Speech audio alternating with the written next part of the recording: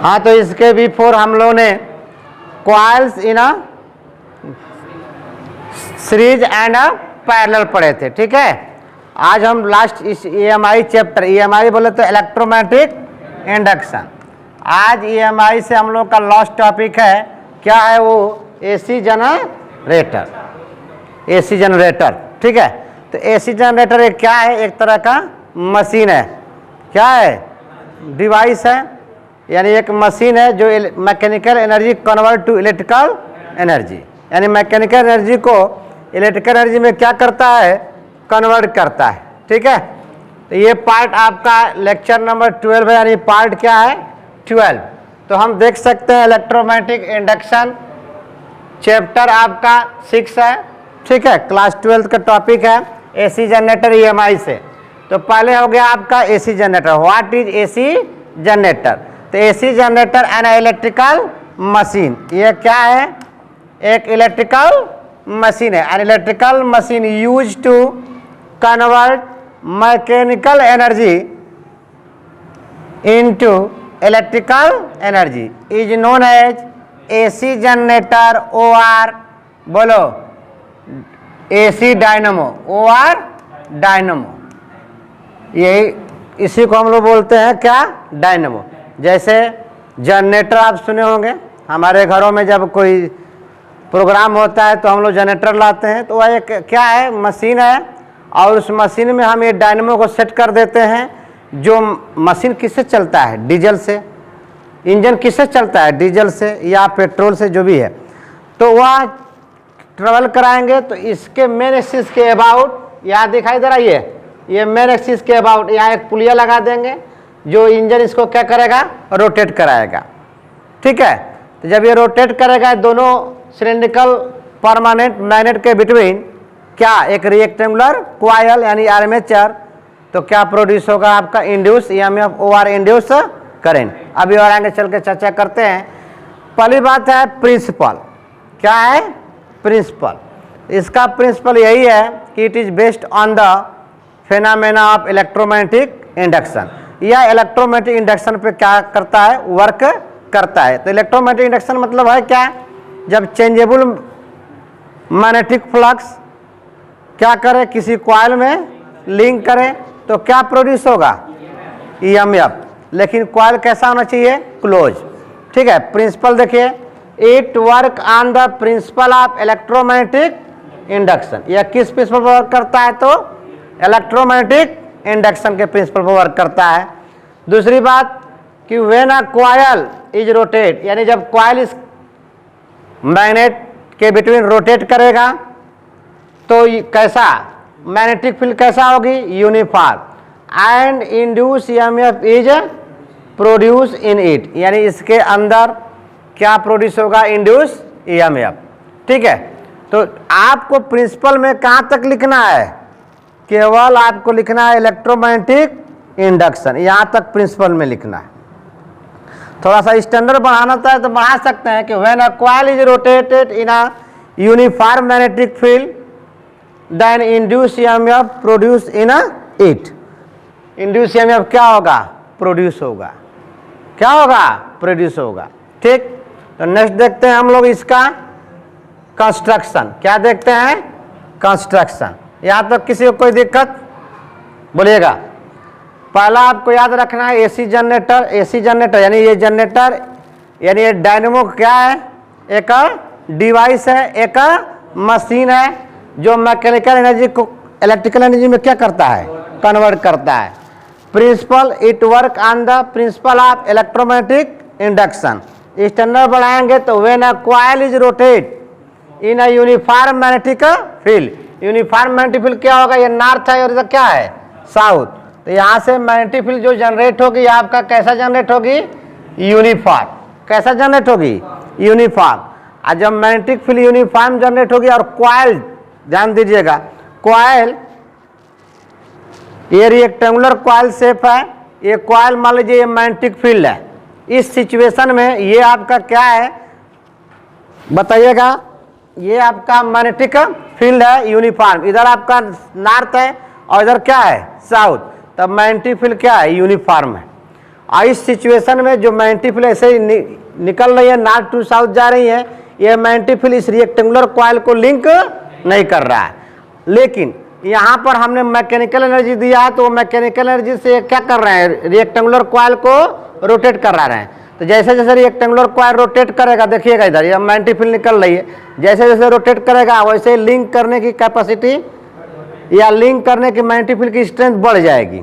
इस सिचुएशन में maximum magnetic field line इस रेक्टेंगुलर कॉइल यानी आर्मेचर को क्या करेगा, लिंक करेगा। आज जब आप पढ़े हैं कि जब भी कोई मैग्नेटिक फील्ड लाइंस किसी रेक्टेंगुलर कॉइल को लिंक करती है तो मैग्नेटिक फ्लक्स फार्मूला मिलता है π = NBA cos थीटा। तो जितना देखिए ये फ्लक्स जो है किस पर डिपेंड कर रहा है, एंगल पे। भैया एरिया कॉइल की, रेक्टेंगुलर कॉइल की एरिया बढ़ा घटा नहीं सकते हैं, एक बार जो आपने फिक्स कर दिया, नंबर ऑफ टर्म एक बार जो फिक्स किया। ये भी ये सब क्या है, कांस्टेंट है। ये चेंज होगा एंगल तो फ्लक्स क्या होगा, चेंज। जैसा कि हम देख रहे हैं ये रेक्टेंगुलर कॉइल है, मल्टीपल ढेर सारी ठिचकू जा रही हैं, लेकिन इस कॉइल को लिंक नहीं कर रही। लेकिन जब भी हमने मैकेनिकल एनर्जी दिया तो ये क्या हुआ, जैसे जैसे रोटेट करेगा एंटी क्लॉकवाइज, वैसे वैसे मैग्नेटिक फील्ड क्या करेगी, यानी ये रोटेट करने का मतलब एंगल के फॉर्म में हो रहा है ना, बोलो। तो एंगल बढ़ेगा घटेगा, यानी एंगल पे डिपेंड कर रहा है क्या, मैग्नेटिक फ्लक्स। ध्यान दीजिएगा। तो ये चलकर हम बताते हैं आगे चलकर। तो याद रखिएगा, when a coil is rotate in a uniform magnetic field then induce EMF are produce in it. But कब, पाथ कैसा होना चाहिए, क्लोज। चलिए देखते हैं हम लोग नेक्स्ट। ये आपका आ गया कंस्ट्रक्शन। क्या आ गया, कंस्ट्रक्शन आ गया। तो कंस्ट्रक्शन समझिए। कंस्ट्रक्शन में देखिए ध्यान से, दो हमने मैग्नेट लिया है। कितना मैग्नेट लिया है, दो मैग्नेट, एक नॉर्थ पोल और दूसरा साउथ पोल। यह रेगुलर परमानेंट मैग्नेट है, रेगुलर परमानेंट मैग्नेट है। यहाँ पर ऐसा शेप दिया है, वैसे होना चाहिए सिलिंड्रिकल शेप। कैसा होना चाहिए, सिलिंड्रिकल शेप होना चाहिए। तो एक नॉर्थ पोल है और एक क्या है, दूसरा साउथ पोल। तो ये आप समझते हैं, north pole behaves as a positive charge, south pole behaves as a negative charge. तो जैसे electric field intensity positive plate से अपीयर होती थी और नेगेटिव प्लेट की तरफ क्या होती थी, टर्मिनेट होती थी, सेम उसी तरह से यहाँ से मैग्नेटिक फील्ड अपीयर होगी, आज साउथ की तरफ क्या होगी, टर्मिनेट होगी। Strong regular magnet, permanent regular magnet है तो मैग्नेटिक फील्ड भी क्या होगी, स्ट्रांग होगी, स्ट्रेंथ ऑफ मैग्नेटिक फील्ड होगी। कोई दिक्कत, बोलिए। अजहर इकबाल जी, ये सिनेमा हॉल नहीं है, क्लास है। आइए देखते हैं। तो यहाँ पर हमने एक रेक्टेंगुलर कॉइल लिया ABCD, एक रेक्टेंगुलर कॉइल लिए हैं। क्या लिए हैं, एक रेक्टेंगुलर कॉइल लिए हैं। इस रेक्टेंगुलर कॉइल का नाम रखे हैं क्या हम, ABCD। This rectangular coil are known as armature, this rectangular coil are known as armature. और ये रेक्टेंगुलर कॉइल एक सिलेंडर, एक सॉफ्ट आयरन कोर के ऊपर टाइटली क्या है, वाउंड है, यानी सॉफ्ट आयरन कोर। और इसको हम क्या बोल देंगे, आर्मेचर कॉइल बोलेंगे। यानी ABCD एक रेक्टेंगुलर कॉइल है, this rectangular coil are known as armature. तो पहला आप देख सकते हैं आर्मेचर, आर्मेचर देख सकते हैं। आर्मेचर में आपको क्या कह रहा है, कह रहा है कि armature coil ABCD consist of large number of turn, it is consist of large number of turn of a insulated copper wire wound over a soft iron core, over a soft iron core. आगे बढ़ा जाए। अब देखिए, ये जो soft rectangular coil है ये किससे कनेक्ट है, एक रिंग से। ये रिंग क्या है, R1, और एक रिंग क्या है आपका R2। तो R1 R2 को हम लोग बोलते हैं स्लिप रिंग। क्या बोलते हैं, स्लिप रिंग। जो क्या करता है, रोटेट करता है। क्या करता है, आर्मेचर के साथ साथ यह स्लिप रिंग क्या करता है, रोटेट करता है। स्लिप रिंग से कांटेक्ट में दो ब्रशेस होते हैं, जिसका नाम क्या है, B1 एंड B2 है। तो B1 से एक वायर इधर लाएंगे और B2 से एक वायर इधर लाएंगे, यहाँ पर एक एक्सटर्नल रेजिस्टेंस जोड़ेंगे जिसका वैल्यू क्या मानेंगे, R लोड रेजिस्टेंस ले लेंगे, RL, ठीक है, लोड रेजिस्टेंस। आउटपुट में पल्सेटिंग मिलेगी, आउटपुट में आपको इंड्यूस EMF या इंड्यूस करंट मिलेगी, ठीक है। लेकिन ये फ्लक्चुएट करेगी, एक बार राइट टू लेफ्ट जाएगी और दूसरे बार लेफ्ट टू राइट जाएगी। फर्स्ट हाफ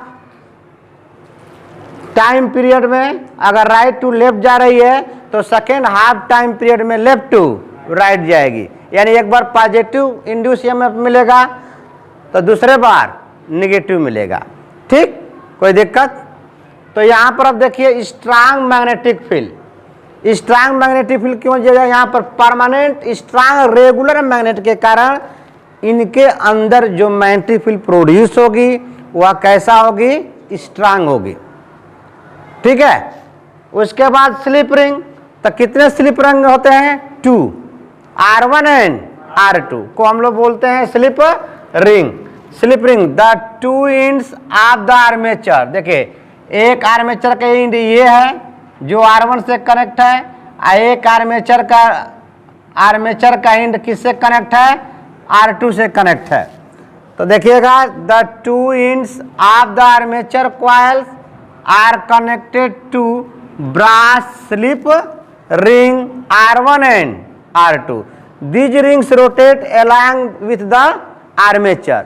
आर्मेचर के साथ साथ यह स्लिप रिंग क्या करेगा, रोटेट करेगा। कैसे रोटेट करेगा, इसके अभी नेक्स्ट बताऊंगा वर्किंग में, किसमें बताया जाएगा, वर्किंग में। ये हो गया आपका स्लिप रिंग, और क्या हो गया आपका स्ट्रांग मैग्नेटिक फील्ड हो गया, स्लिप रिंग हो गया, आर्मेचर हो गया। अब brushes carbon brushes B1 and B2 ये ग्रेफाइट के बने होते हैं। तो 2 carbon brushes B1 and B2 are pressed again the slip ring, slip ring से बिल्कुल कांटेक्ट में रहते हैं, दबे रहते हैं, ठीक।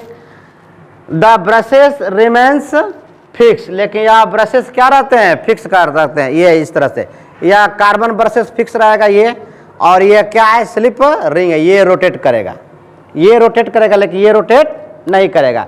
ऐसा क्यों हमने यहाँ पर कार्बन ब्रशेस लगाया है B1 एंड B2, इस तरह से, इसलिए कि अगर कोई वायर ले जाकर हम स्लिप रिंग से क्या करें, ज्वाइन कर दें, सोल्डिंग कर दें रंगा और पेस्ट लगाकर, और ये स्लिप रिंग रोटेट करेगा तो यह धीमे धीमे क्या होगा, फ्रिक्शन के कारण यह वायर टूट जाएगा, जिसके कारण हम वहाँ पर क्या लगाते हैं, कार्बन ब्रशेस लगा लेते हैं, ठीक है। कार्बन ब्रशेस लगाते हैं जो बिल्कुल रिंग से प्रेस रहता है, दबा रहता है। While slip ring rotate along with the armature, these brushes are connected to the load through which the output obtain। यानी आउटपुट में क्या ऑब्टेन करेंगे, या तो इंड्यूस करंट या तो इंड्यूस EMF, या तो इंड्यूस करंट या तो इंड्यूस EMF। तो ये कंस्ट्रक्शन में आपको फिगर बनाना है, एक तरफ नॉर्थ लेना है, दूसरे तरफ साउथ लेना है, दोनों के बिटवीन एक सॉफ्ट आयरन कोर लेंगे, उस सॉफ्ट आयरन कोर के ऊपर एक large number of terms insulated copper wire को क्या करेंगे, टाइटली वाउंड करेंगे, और उसके दो एंड से हम स्लिप रिंग को कनेक्ट करेंगे R1 और R2। फिर उन दोनों स्लिप रिंग से हम क्या लगाएंगे, carbon brushes B1 and B2 को कांटेक्ट में क्या करेंगे, प्रेस करेंगे, और उससे हम एक आउटपुट लोड रेजिस्टेंस RL लगा लेंगे, ठीक है। वहाँ पर बल्ब लगाएंगे, लोड रेजिस्टेंस में क्या लगाएंगे, बल्ब लगाएंगे, LED लगाएंगे, जो भी चलाना है आपको लगा सकते हैं। बल्ब लगाएंगे, बल्ब ग्लो करेगा, कब, जब रेक्टेंगुलर कॉइल रोटेट करेगा तब, ठीक है ना। नहीं तो ये तो ऐसा है, ऐसे मैग्नेटिक फील्ड जा रही है, कोई बात नहीं रोटेट कर रहा है, लिंक नहीं करेगा, ऐसे चला जाएगा तो लिंक नहीं करेगा। जब तक यह रोटेट ना करेगा, यानी इस आर्मेचर को रोटेट करने से, यानी एंगल चेंज होने से फ्लक्स चेंज होगा, और फ्लक्स चेंज होने से इंड्यूस EMF प्रोड्यूस होगा। चलिए देखते हैं हम लोग, इसका कंस्ट्रक्शन हो गया, वर्किंग देखते हैं। क्या देखते हैं, वर्किंग। चलिए देखिएगा, वर्किंग समझिएगा, अच्छे तरह से समझिएगा वर्किंग। देखिए यहाँ पर एक नॉर्थ हो गया, नॉर्थ, क्या हो गया, नॉर्थ पोल हो गया, और यहाँ पर एक क्या हो गया आपका, साउथ पोल। दो हमने पोल लिया, दोनों पोल के बिटवीन, ध्यान से समझिएगा, दोनों पोल के बिटवीन एक शाफ्ट आयरन कोर है। ये क्या है, शाफ्ट आयरन कोर है। इस शाफ्ट आयरन कोर के ऊपर, इस शाफ्ट आयरन कोर के ऊपर एक लार्ज नंबर ऑफ टर्न क्या है, कॉइल है, जो क्या किया गया है, टाइटली वाउंड किया गया है। ये बात समझ में आया, ठीक। अब देखिएगा, यहां से आपका ये इससे कनेक्ट कौन है, एक स्लिप रिंग R1, कौन कनेक्ट है, स्लिप रिंग R1 कनेक्ट है, ठीक। इसी से, इसी के अंदर होते हुए, इसी के अंदर होते हुए ये इधर वाला इन आर्मेचर इधर आया, इधर आ गया, और इससे कनेक्ट किया गया स्लिप रिंग 2 को। किसको, स्लिप रिंग 2 को, यानी स्लिप रिंग R2 को, स्लिप रिंग R2 को। ये बात समझ में आया। अब देखिए, इस स्लिप रिंग R1 से एक कार्बन ब्रशेस लगाया गया, कौन, B1, और यहाँ इस स्लिप रिंग R2 से एक कार्बन ब्रशेस लगाया गया, कौन, B2, ठीक है। और इसको कनेक्ट कर दिया, आउटपुट लोड रेजिस्टेंस दे दिया गया। देखिए इधर, ये आउटपुट लोड रेजिस्टेंस RL हो गया, ठीक है। किसी प्रकार का दिक्कत, आगे चलते हैं। या हम देखें रहे हैं first half time, first half time पे देखते हैं, तो देखिएगा, सिचुएशन समझिएगा। यहाँ पर देखिए, और ये आपका क्या है, एक चीज और यहाँ पर लगा लीजिए, ये आपका मेन एक्सिस है। ये क्या है, मेन एक्सिस। इस मेन एक्सिस के अबाउट इस आर्मेचर को रोटेट कराएंगे, कैसा, anti clockwise, anti clockwise direction में आर्मेचर को क्या करेंगे आप, रोटेट कराएंगे, ठीक है। तो ध्यान दीजिए, ये हो गया आपका रिएक्टेंगुलर कॉइल। तो रिएक्टेंगुलर कॉइल में इधर देखिए, जिधर ओपन हो रहा है CD है, आज इधर पंच मारा गया, स्टेपलर मारा गया है, वो क्या है, आर्मेचर AB है। समझने की कोशिश कीजिएगा, ठीक है। तो देखिएगा, इसको जब आप इधर से देखिएगा, नीचे से ऊपर से, तो ये इसको ऐसे घूमते हुए तो कहेंगे कि ओहो, ये तो एंटी क्लॉकवाइज है। अगर ये ऐसा घूमता है तो क्या है, क्लॉकवाइज, ऐसा घूमता है तो क्या है, एंटी क्लॉकवाइज। बात समझ में आया। ऐसे घूमता है तो क्या है, क्लॉकवाइज, ऐसे घूमता है तो क्या है, एंटी क्लॉकवाइज। तो इसको हमने मैकेनिकल एनर्जी दिया। देखो, ये देखो, मैकेनिकल एनर्जी का मतलब अपने हाथों द्वारा इसको घुमा रहे हैं, तो मैकेनिकल एनर्जी देंगे तो यह क्या करेगा, आपका रोटेट करेगा। क्या करेगा, रोटेट करेगा। तो इसका मतलब ये साइड, इसका नाम रख लीजिए, ये A हो गया, ये क्या हो गया, B, और ये हो गया C, और ये क्या हो गया, D। वर्किंग देख लेते हैं, ठीक।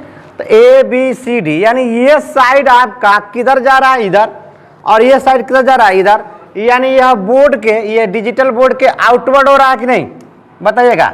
ये डिजिटल बोर्ड के आउटवर्ड हो रहा है, ये आउटवर्ड, और आउटवर्ड को हम किससे रिप्रेजेंट करेंगे, डॉट से। तो ये आ रहा है इधर, और ये वाला साइड जा रहा है किधर, अंदर, यानी ये हो गया इनवर्ड। इनवर्ड क्या हो गया, क्रॉस। दूसरी चीज, आपको इसके अंदर मैग्नेटिक फील्ड कैसा मिल रहा है, यूनिफॉर्म। ये मैग्नेटिक फील्ड है, ये क्या है, मैग्नेटिक फील्ड लाइंस है। ये क्या है, मैग्नेटिक फील्ड लाइंस है। तो यहाँ पर समझिए, इसका करंट, इंड्यूस करंट का डायरेक्शन मेजर करने के लिए आप Flemish right hand rule use करेंगे, फ्लेमिश राइट हैंड रूल। तो 4 finger are represented magnetic field, and thumb are represented motion of the conductor, and middle finger are represented induce current.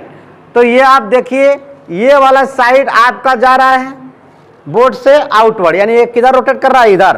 तो ये क्या हो गया, मोशन ऑफ द कंडक्टर।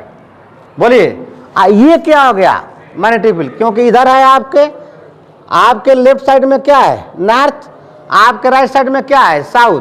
तो magnetic field appear होगी north से, और किधर जा रही है, साउथ की तरफ। तो ये मैग्नेटिक फील्ड का क्या हो गया, डायरेक्शन। बोलिए, और ये क्या हो गया, thumb, motion of the conductor. तो ये क्या हो गया, मिडिल फिंगर, इंड्यूस करंट। देखिए, यानी करंट किधर जाएगा, इसमें करंट ऊपर जाएगा ए से बी, तो इधर हो गया और इधर करंट जाएगा इधर, यानी ये करंट इधर आएगी, ऐसे करंट आएगी ऐसे, ये लोड रेजिस्टेंस से होते हुए आपका करंट इधर चली गई। बात समझ में आया? यानी इस सिचुएशन में करंट आपका किधर से किधर फ्लो हो रहा है लोड रेजिस्टेंस में, right to left, right to left. ये बात समझ में आया? अच्छा, दूसरा इसका फिगर देखिए, ये हो गया आपका नॉर्थ पोल और ये हो गया आपका साउथ पोल। ठीक, यहां पर ये क्या है, रेक्टेंगुलर कॉइल हो गया। ये क्या है, रेक्टेंगुलर कॉइल। तो ध्यान दीजिए, जब इसको रोटेट कराएंगे तो यहां पर हम अगर मान लीजिए ये आपका आर्मेचर है, ये आपका दो पेन है, एक ब्लैक कलर का, एक किस कलर का है, पर्पल कलर का है। तो जब यह रोटेट करेगा, ये देखिए जब ये रोटेट करेगा तो ये देखिए ब्लैक वाला चला जाएगा राइट साइड और पर्पल कलर किधर चला जाएगा, लेफ्ट साइड। यानी ये आपका ये पार्ट इधर गया तो ये हो गया ए और ये क्या हो गया बी, तो ये हो गया सी और ये क्या हो गया डी। यानी ये स्लिप रिंग क्या है, R1 है। ये स्लिप रिंग क्या हो गया आपका R1, और इससे अंदर से निकलते हुए ये आ रहा है कौन, आर्मेचर, CD का इंड है। ठीक है, जो स्लिप रिंग किससे कनेक्ट हो गया, ये स्लिप रिंग R1 और ये स्लिप रिंग R2 है।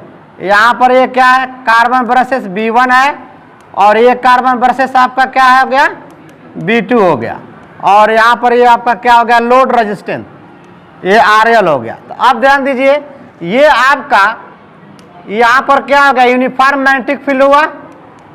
ये मैग्नेटिक फील्ड यूनिफॉर्म है, साफ सिलिंड्रिकल आयरन कोर पे इंसुलेटेड कॉपर वायर को टाइटली वाउंड किया गया है, टाइटली वाउंड किया गया है।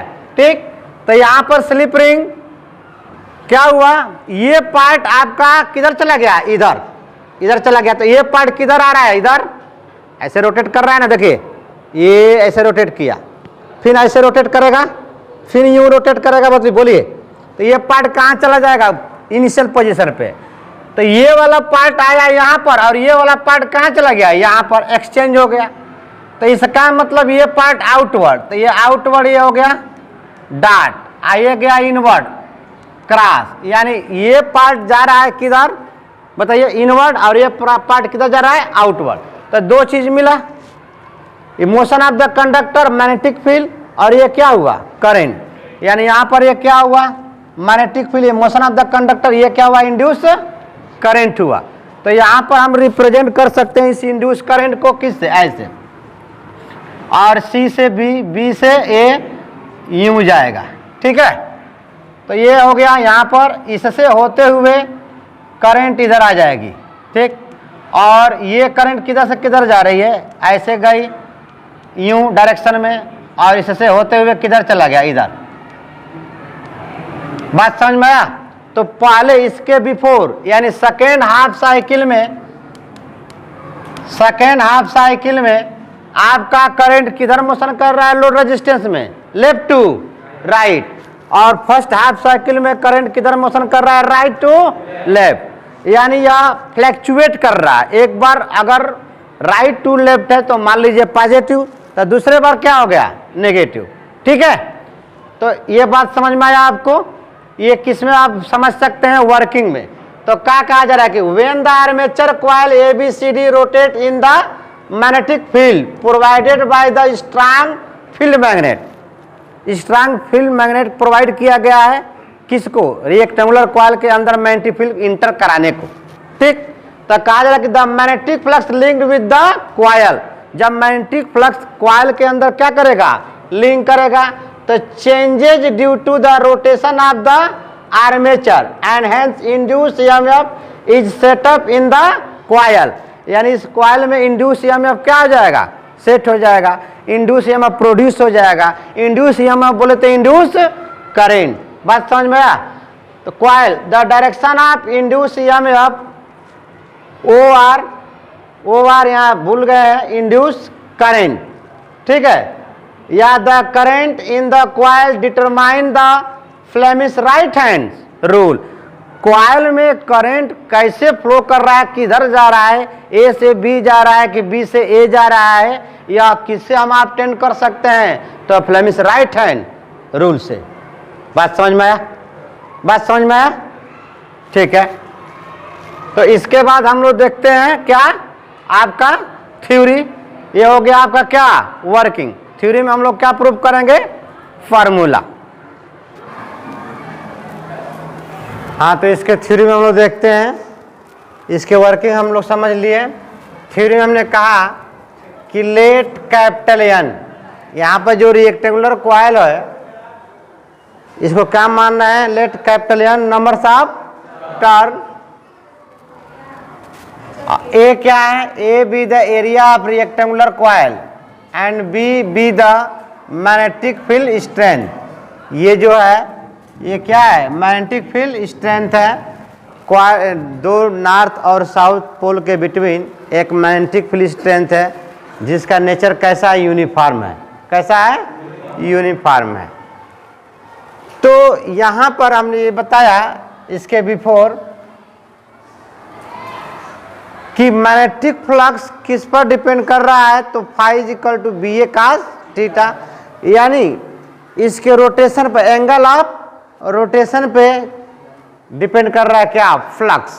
क्या डिपेंड कर रहा है, फ्लक्स। तो हमने कहा कि let theta be the angle between B vector and A vector at any instant small T.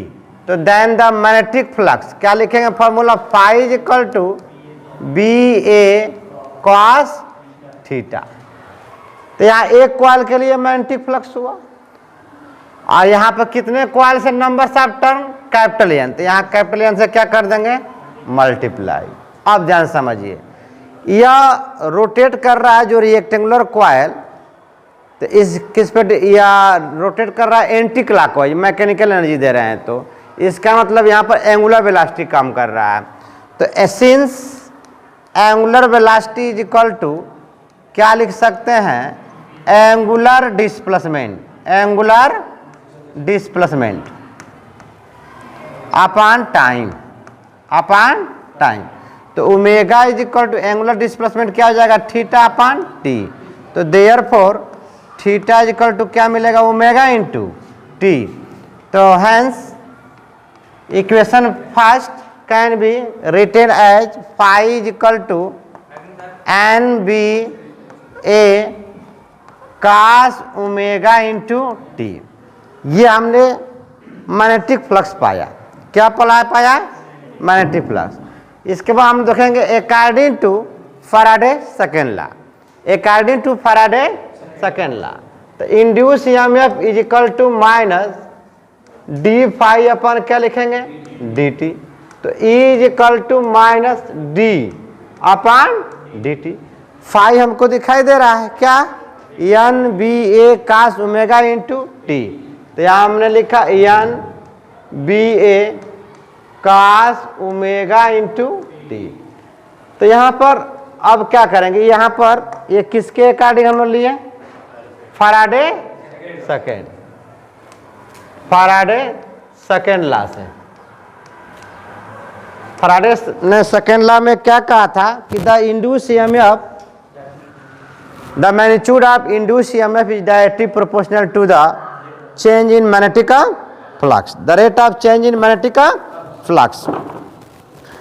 Directly proportional हटाया, और सॉरी मैग्नीट्यूड ईएमएफ हटाया, मैग्नीट्यूड ईएमएफ के जगह पर दूसरा डेफिनेशन दिया था कि the negative rate of change in magnetic flux will be equal to the induce EMF. तो ये अकॉर्डिंग टू हमने फैराडे सेकेंड लॉ लिया, induce EMF is equal to minus D phi upon D t, और phi की value हमने यहाँ से क्या किया, पुट किया।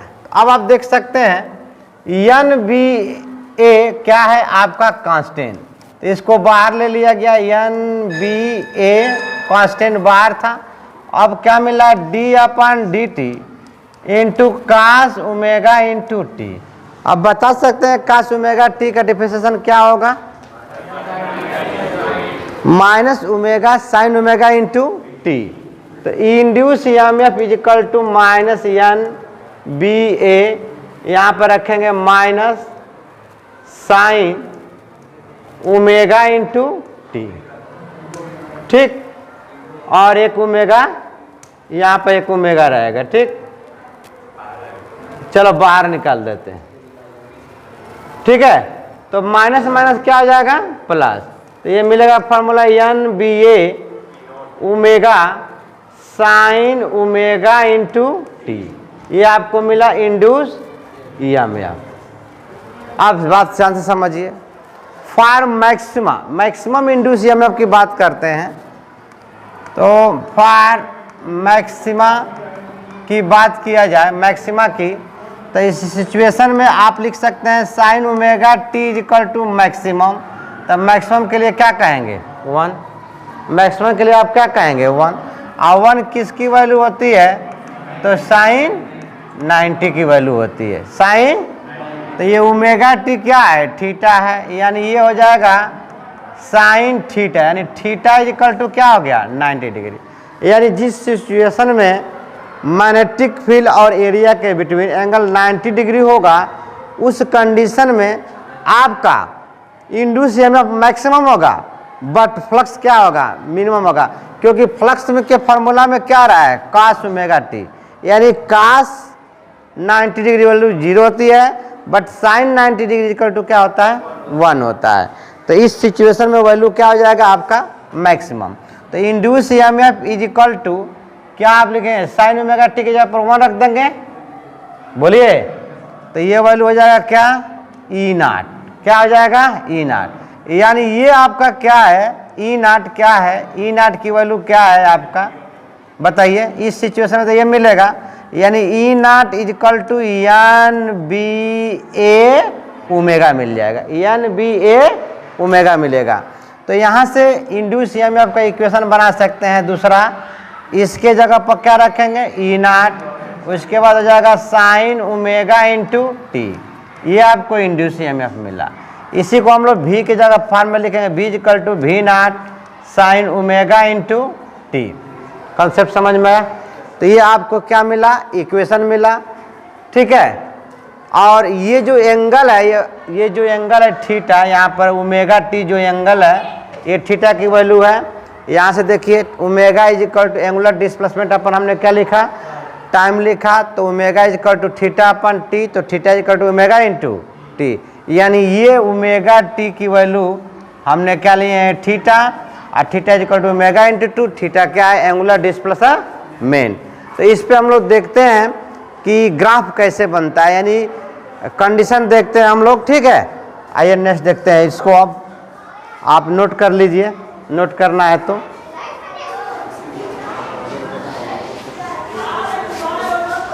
चलिए नेक्स्ट देखते हैं।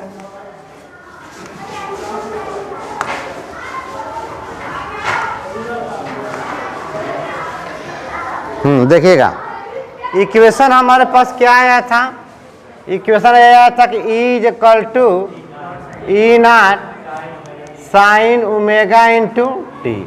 पहला कंडीशन लेते हैं, special condition, at small t is equal to 0। तो देन ध्यान से समझिएगा, हम इसका ग्राफ बनाना चाहते हैं। तो then E is equal to E naught sine omega की वैल्यू क्या हो जाएगी, 2 pi upon capital T, omega की वैल्यू है, ठीक है। और टी के जगह पर क्या रखेंगे आप, 0। तो बताइए टोटल वैल्यू 0 हो जाएगी, और साइन 0, यानी इस सिचुएशन में वैल्यू आपका क्या मिलेगा, 0। यानी मिनिमम इंड्यूस ईएमएफ मिला। इंड्यूस ईएमएफ कैसा मिला, मिनिमम। सेकेंड पॉइंट देखते हैं, ठीक। पॉइंट सेकेंड, 0 का मतलब समझ रहे हैं यहाँ पर, 0 का मतलब ओरिजिन, जिस समय कंडीशन मतलब जहाँ से चलेंगे उसको क्या मानेंगे, ओरिजिन मानेंगे, ठीक। अब हम चलते हैं at small t is equal to T/4 पे। तो then E is equal to E naught sine omega t, 2 pi upon क्या लिख सकते हैं, कैपिटल टी। बचा क्या, स्मॉल टी, तो स्मॉल टी की वैल्यू क्या है, T/4 है। तो टी से टी क्या आ जाएगा, 2 2 जा 4। अब पाई की वैल्यू कितना होता है, 80 डिग्री। पाई की वैल्यू कितना आता है 100, तो 100 डिग्री 2 से डिवाइड करेंगे तो 90 डिग्री आएगा, यानी ये हो जाएगा E is equal to E naught sine 180 divide by 2, ये कितना हो जाएगा 90 डिग्री, यानी E is equal to E naught sine क्या मिलेगा 90 degree, sine 90 degree equal to, तो इस सिचुएशन में मैक्सिमम इंड्यूस ईएमएफ मिलेगा। क्या मिलेगा? मैक्सिमम इंड्यूस ईएमएफ मिलेगा। तीसरा पॉइंट आते हैं हम लोग, देखते हैं third point, at t is equal to T by 2, यानी टी बाई 2 बोले तो 180 degree, 100 at time t is equal to T by 2, तो देन आप समझिए यहाँ पर, देन क्या हो जाएगा is equal to E naught sine 2 pi upon क्या मिला कैपिटल टी, ये किसका वैल्यू है ओमेगा की, और small t is equal to क्या है कैपिटल टी बाई 2। बोलिए, तो यहाँ पर ये 2 टी से टी कैंसिल हो जाएगा, 2 से 2, तो ई इज इक्वल टू क्या मिला ई नॉट साइन 180 डिग्री, पाई मिला है ना। अब साइन 180 डिग्री की वैल्यू क्या होती है -1 होती है, ठीक, -1 होती है कि 0 होती है, 0 होती है, ठीक। तो E is equal to E naught sine, oh sorry हटा दीजिए इसको, E इज इक्वल टू ये वैल्यू सिंस, ऐसा लिख लीजिए since sine 180 degree equal to क्या होता है 0, तो टोटल वैल्यू क्या हो जाएगी 0 हो जाएगी। Fourth, at time t is equal to कितना लेना 3t by 4, 3t by 4, 3t by 4 को हम क्या कहते हैं 270 डिग्री, 270 डिग्री बोलेंगे, कितने को 3t बाई 4 को, ठीक है। अब देखिए यहाँ पर, तो देन क्या मिलने वाला है चेक कीजिए, E is equal to E naught sine omega into T, तो E is equal to E naught sine omega की value 2 pi upon capital T, आई स्मॉल टी की वैल्यू 3t बाई 4। बोलिए होगा कि नहीं होगा? तो t से t कैंसिल हो जाएगा, और 2 2 जा 4, तो कितना मिलेगा ये पाई की वैल्यू कितना होती है 180, तो ये हो जाएगा E is equal to E naught sine, ये हो जाएगा 3 इंटू अब पाई की वैल्यू 100 और डिवाइड बाई 2 कितना हो जाएगा 90, या 90 इंटू 3 270, यानी ई नॉट साइन 270 डिग्री। अब 270 डिग्री की वैल्यू -1 होती है, कितना होता है -1, तो since sine 270 degree equal to -1, तो induce EMF is equal to -E naught हो जाएगा, क्या आ जाएगा E नॉट। फोर्थ कितना हुआ, फोर्थ पॉइंट तक हुआ ना।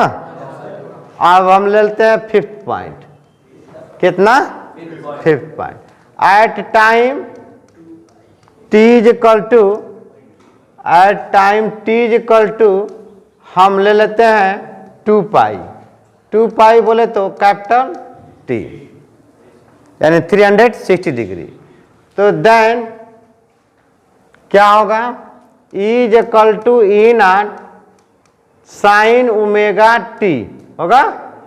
तो ध्यान दीजिए ई नॉट साइन ओमेगा की value 2 pi upon capital T, आई स्मॉल टी की वैल्यू क्या लिया है कैपिटल टी, टी से टी कैंसिल, पाई की वैल्यू 100 मल्टीप्लाई करेंगे 2 से तो कितना आ जाएगा 360, और साइन 360 डिग्री की वैल्यू 0, तो E इज इक्वल टू क्या मिलेगा E नॉट मिलेगा। अब इसका ग्राफ देख लीजिए, ठीक,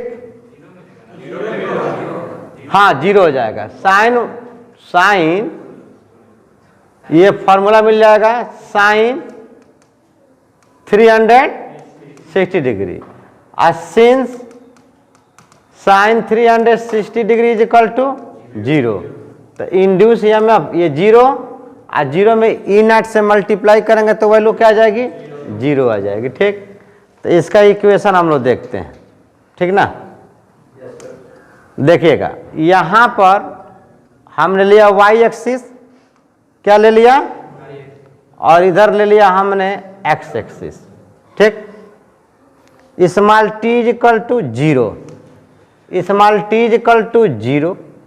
इसके बाद हमने आया small t is equal to दूसरा पॉइंट t/4। ठीक, इसके बाद आते हैं